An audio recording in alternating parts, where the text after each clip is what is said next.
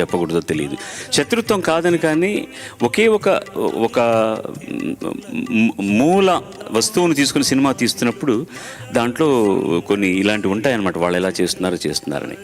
కానీ ఈ పాట రామారావు గారు రికార్డ్ చేసుకుని షూటింగ్ ఇక్కడ హైదరాబాద్లో మద్రాసులో రికార్డ్ చేశాక, అప్పుడంతా ఈ చిన్న క్యాసెట్ రేప్ రికార్డులు ఉండే కదా, అవి చేసుకుని డాన్స్ మాస్టర్లకు వాళ్ళకి ఇవ్వాలి.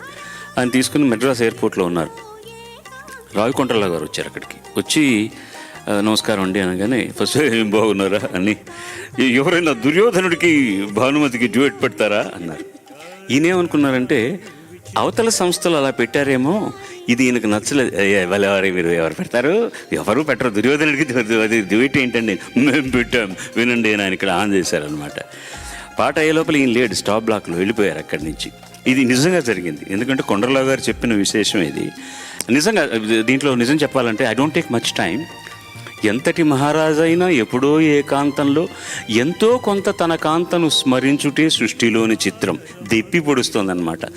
అది నేను పాట పాడినప్పుడు మీరు మీ ఆయన్ని దెప్పారు చూసారా, అది మొదటిది కరెక్ట్, తర్వాత చెప్తానని. అలాగా మీకు ఎందుకంటే అంతకుముందు అంటారు ఆయన, సదమదమౌ మా మదిలో మదనుడు తొందర చేయుటే చిత్రం. ఎంతసేపు రాచరికపు టెత్తులతో రణరంగపు జిత్తులతో సదమదమౌ మా మదిలో మదనుడు తొందర చేయుట చిత్రం అనగానే అంటుంది, ఇప్పుడు గుర్తుకొచ్చాడా మదనుడు అని ఒకడున్నాడని నీకు దుర్యోధన.